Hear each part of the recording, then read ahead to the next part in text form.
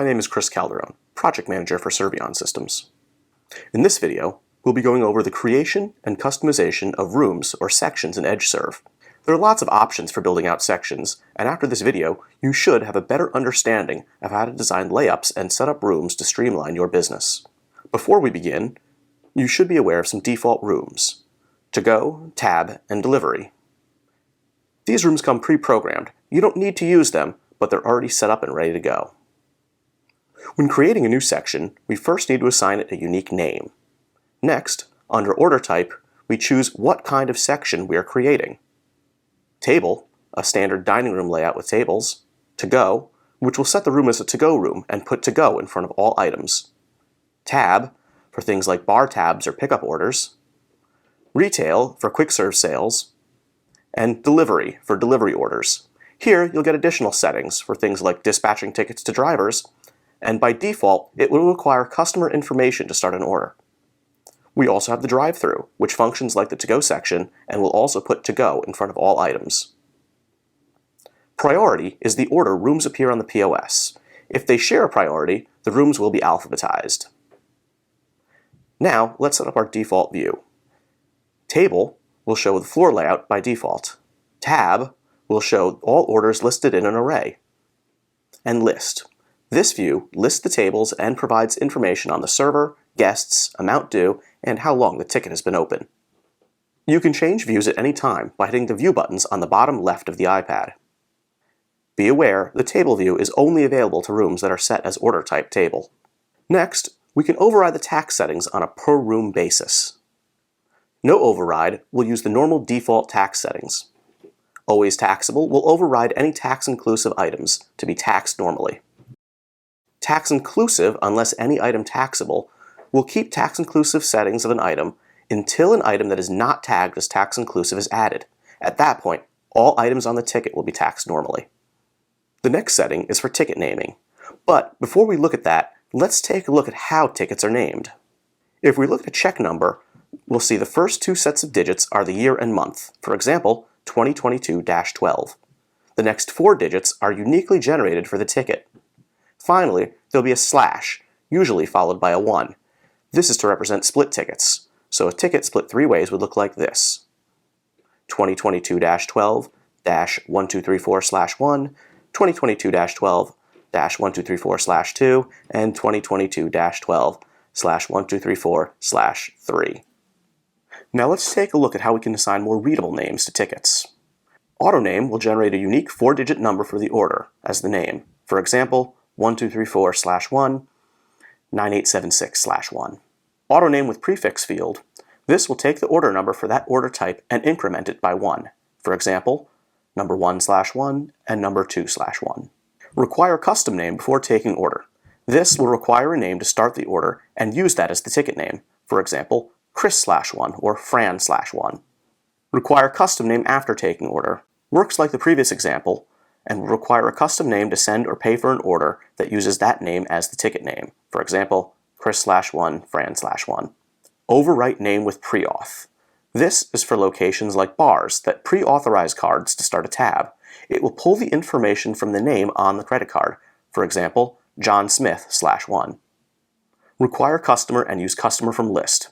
This option will bring up a page where you can enter the customer's name and phone number and then use Google Maps to pull a usable address for your delivery drivers. For example, John Smith/1. The next two options are for tracking guest count. You can choose to get a count before the order is started or before sending it to the kitchen. Our next option is for positions. If you'd like to take orders based on guest position, turn this on to enable that for the room. The coursing and fire buttons go hand in hand. Turning on these two flags will let you assign items to a course and activate a fire button on the room under the list view. This will send a ticket to the kitchen telling them to fire whichever course you need printed. Send order to kitchen after paid is important for rooms like drive-thru or any other short order room. This saves your staff from having to send the order and then take payment. Auto close ticket will close the ticket once it's paid. If you're going to have orders left open to be picked up later, keep this option turned off. Complete order with action is where we decide what happens after the order is taken. Here you have a few options. Go back to default section. This will bring the server back to their default section, either the one they're assigned to, or if there is no default assigned, it will bring them back to the section they were previously in. Log out will bring them back to the login screen. Stay on order screen. This will open a new order in the same section once the order is closed. Limit job roles will allow you to restrict certain jobs from using this room. If you'd like everyone to have access, make sure you select All. If you use caller ID, it is turned on at the room and iPad level. Enable it here for the section, and then on the iPad settings, choose Caller ID Listen to Incoming Calls.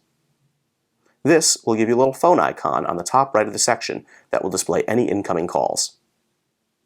For sites using credit card pre-authorization, you'll need to enable this flag to have pre-auth enabled for this room. There are additional settings that need to be set, and we need to have a payment terminal configured for pre-authorization. This is not a setting that should be turned on by the end user. If you're interested in using pre-auth, please reach out to our admin team and we can get that set up for you. Finally, there is name printing option. This determines what prints on kitchen tickets to identify the order. Order type. This will print the order type followed by the ticket name, for example, table number 1. Name. This will print the room name followed by the ticket name, for example, dining room number 1. Both prints the room name followed by the ticket name followed by the order type, for example, dining room number 1, table. Let's take a look at the room layout editor.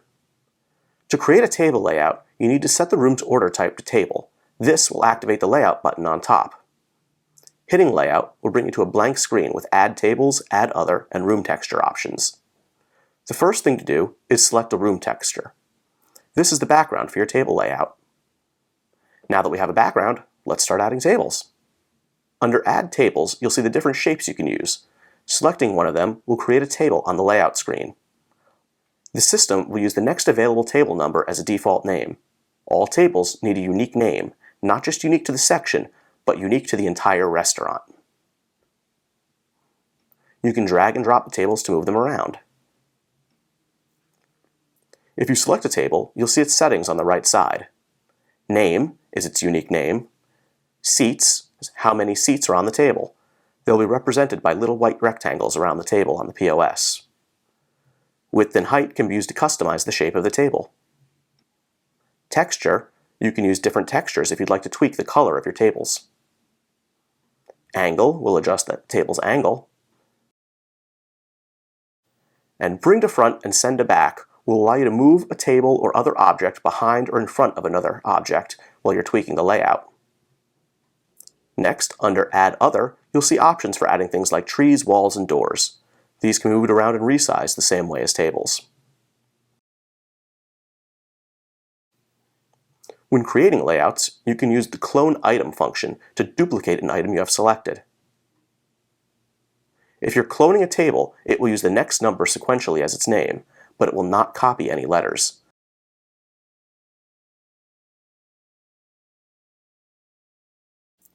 Now for some tips and tricks.